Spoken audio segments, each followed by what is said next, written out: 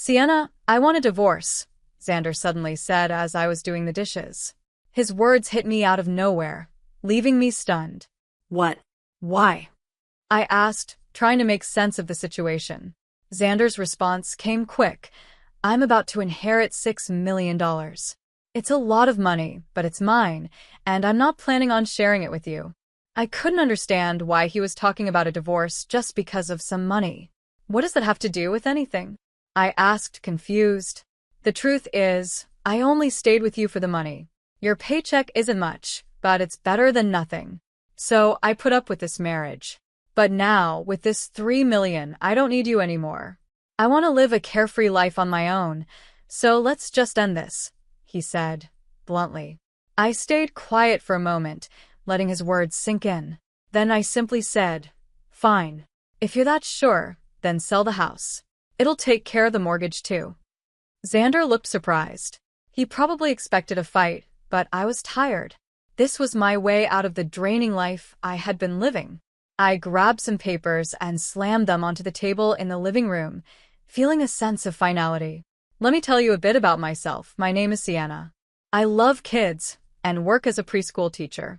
I met Xander, who's 2 years older than me, through a mutual friend. We've been married for nearly 8 years now. We bought this house thinking we'd start a family soon. Back then, I believed we had a bright future ahead of us. But not long after we tied the knot, Xander's attitude changed. He became obsessed with money. Before we got married, he always told me how great my job was. But that changed, and soon he started belittling me. Sienna, all you do is play with kids all day while I'm working my butt off. You've got it easy.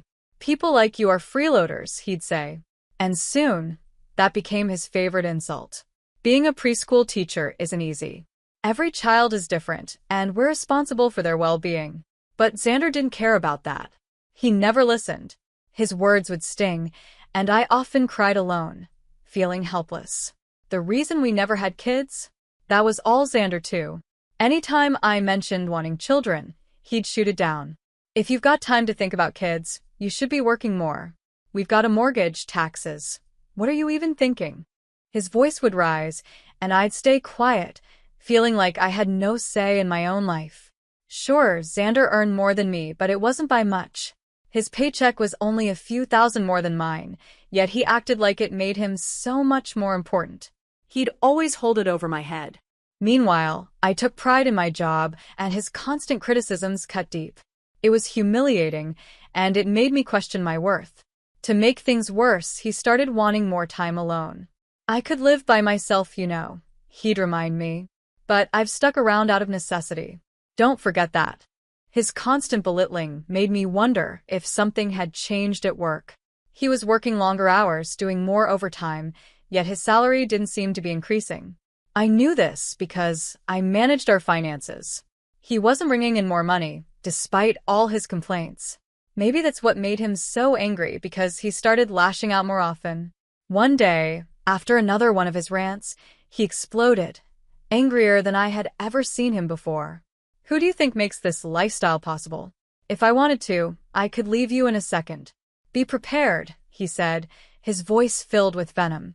Xander wasn't always like this. Before we got married, he was kind and supportive. But after that outburst, things between us got worse. We barely talked anymore. The distance between us grew, and I felt more alone than ever. Then came Thanksgiving.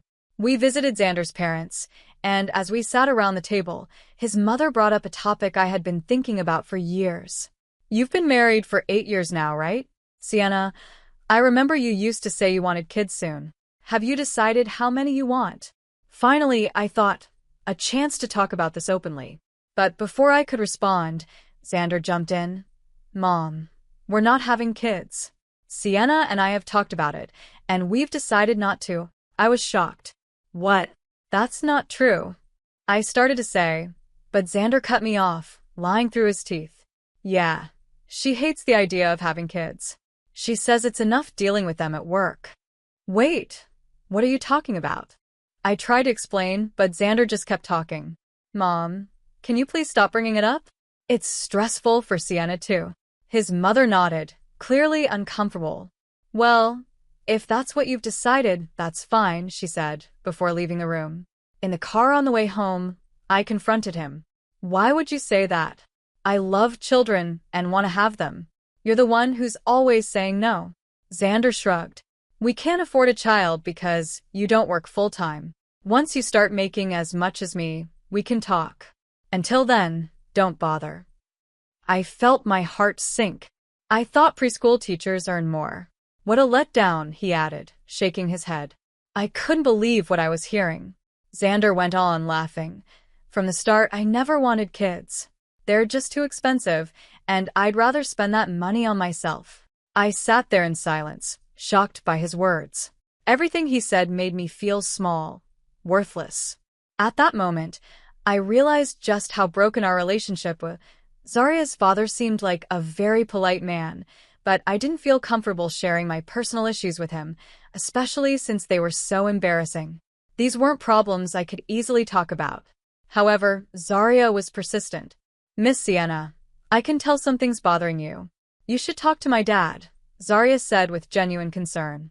I smiled, trying to ease her worries. Thank you, Zaria. I really appreciate your concern, but some things are hard to talk about, even with someone close. Her father gently chimed in. I understand. It's tough to open up, but my daughter is really worried about you. If there's anything going on, please let me help. To my surprise, he handed me his business card, and when I looked at it, I saw his title. That moment felt like a turning point for me. It was then that I made the decision to take revenge on Xander. I wasn't going to let him walk all over me anymore. Just as I was preparing for my next steps, Xander came to me out of the blue. Hey, how about we get a divorce? He asked casually, as if he were discussing what to have for dinner. It had been a while since Xander came home early, and we were sitting down to eat together. My hands, busy washing dishes, froze mid-motion. Maybe he thought I was caught off guard by his sudden proposal because he grinned smugly. You might not like it, but my mind is made up, he said, looking far too pleased with himself. May I ask why? I said, trying to keep my voice calm. Well, I've got a huge sum of money coming my way. Do you want to know how much? $6 million. That's right, $3 million, Xander said, even though I hadn't asked for any details. He just kept talking, his excitement obvious. I've stayed with you because, well, your paycheck isn't much, but it's better than nothing. But now that I've got $3 million, I don't need you anymore. Let's end this quickly. You're probably tired of being a leech anyway. The words stung, but I didn't let it show. Where did all that money come from? I asked, feeling suspicious. That's none of your business. We're strangers now, he replied coldly. All right, I understand. Let's separate then, I said without hesitation. Xander was clearly taken aback by how easily I agreed. I guess he thought I'd beg him to stay, or cause a scene. I'm not planning on staying in this tiny house any longer, he continued. I'm thinking of using the money to move into a mansion, so I'm selling this house too. That's fine, I said, feeling a strange sense of relief. I'll start looking for an apartment. You can take care of the mortgage on this house, right? Yeah, I'll pay it off. That's only fair, Xander muttered, sounding like he was doing me a huge favor. After all, I'm the one with the money now. Thanks, that would be great, I said, staying calm, though a storm of emotions was brewing inside me. That was the moment I decided to act. I began packing, searching for a new place to live, and setting up my escape. The days became busy as I planned my move and prepared for my future, free from Xander's toxic presence. When the divorce process was almost finalized, I set up a meeting with Xander to go over the details. I'll leave the mortgage payments to you, Xander, I said, sliding a document across the table. I don't want any arguments later about what was said or not, so I've written everything down. Please sign this agreement. Fine, Xander huffed. As long as you don't start complaining about it later. I held back my frustration as he added yet another unnecessary remark, as if he couldn't help but be condescending. It was infuriating, but I stayed composed. As he skimmed through the agreement, his eyes stopped on one section. Wait, what's this about alimony? Why should I be the one paying? If anything, you should be the one paying since you don't work full-time. I stayed calm, even though his arrogance made my blood boil. You thought you could get away with this, didn't you? You're so naive, I said, sliding some documents across the table. Xander's face paled as he looked at them. Thanks for all the overtime you've been working lately, I said, my voice dripping with sarcasm. You must really love your job, don't you, Xander? Or should I say, you love spending time with your mistress? I laid down a photograph in front of him. It showed Xander with another woman, looking far too cozy together. This woman is just a junior colleague. We're not doing anything. You're trying to set me up, he stammered, trying to defend himself. Oh, really? I said, handing him another photo. This one of Xander and the same woman entering a hotel together. Still want to deny it? For some reason, instead of admitting defeat, he got even angrier. This has to be fake. Do you know how advanced photo editing is these days? You really think you can trick me with this? I sighed, realizing he wasn't going to admit to anything easily. But I had anticipated this. This isn't something I put together, I said, standing up. I think they'll be here soon. Just then the doorbell rang. Xander looked nervous, clearly not knowing what to expect. I opened the door and led my guests into the living room. This is my attorney, I introduced him.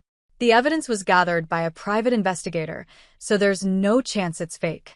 If you doubt it, we can call them right now. My lawyer, with a confident smile, turned to Xander. I'm here to assist with the divorce proceedings. If you have any questions about the photographs, feel free to ask. Xander's face went pale, and he started to panic. His claims of working overtime had been a lie. The investigator found out that he wasn't staying late at the office. He was leaving on time and spending his nights with his mistress.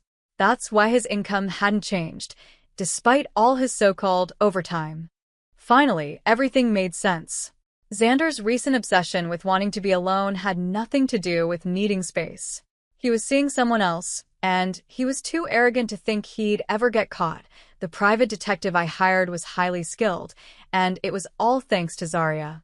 Her father, as it turns out, is the CEO of a well-known company.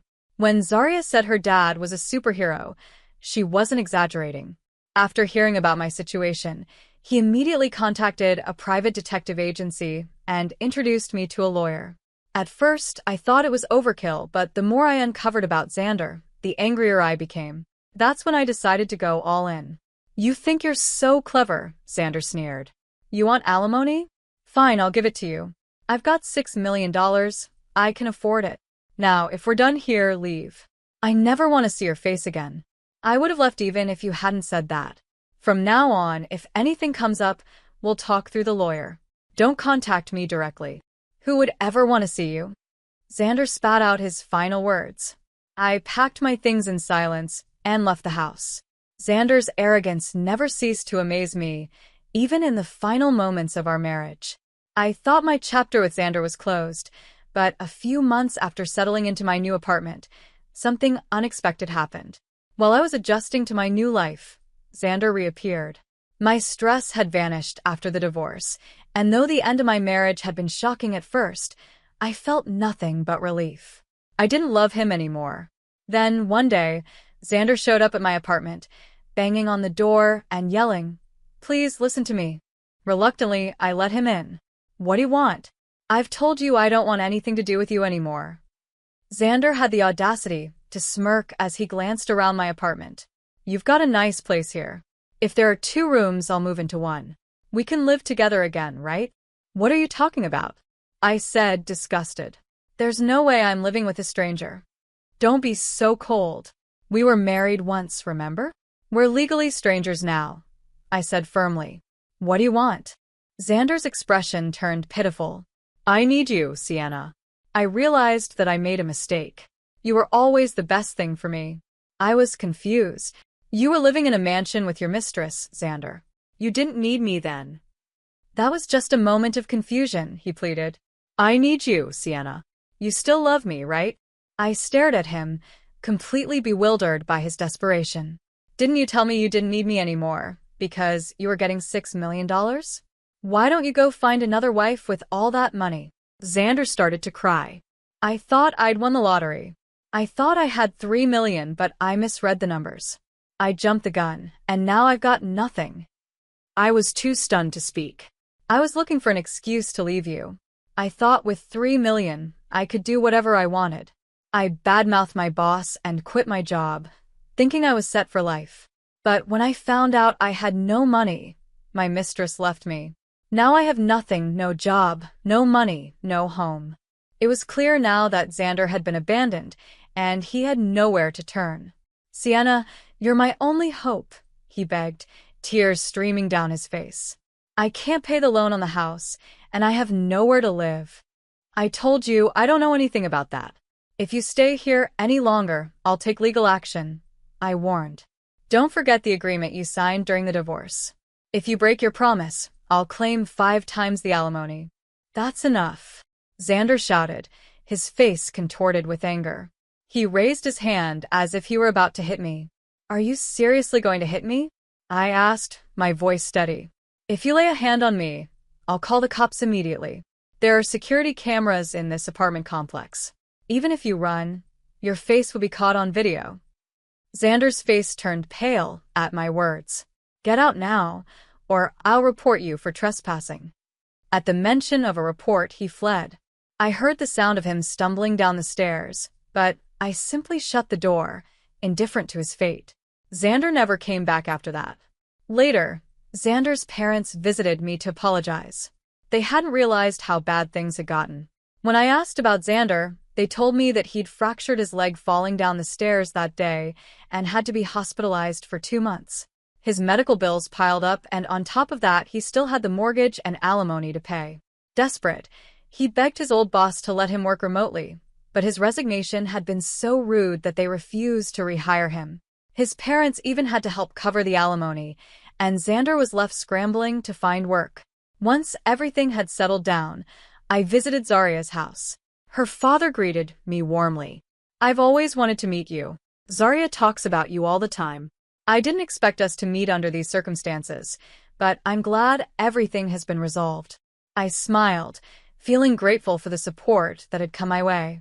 Zaria's father truly had been my superhero after all. I just made a few calls. I'm glad it worked out, Zaria's father said with a modest smile. Zaria chimed in, beaming. I'm so happy to see Miss Sienna smiling again. I felt a deep wave of gratitude wash over me. Zaria and her father had truly been life changers. My husband had looked down on me for being a preschool teacher, but it was my job that had shaped me into the person I am today. Through this experience, I realized the importance of cherishing every encounter and relationship in life. With renewed purpose, I smiled to myself. I loved my job more than ever and felt determined to keep doing my best, both for myself and for the children I taught. It was time to move forward, stronger than before.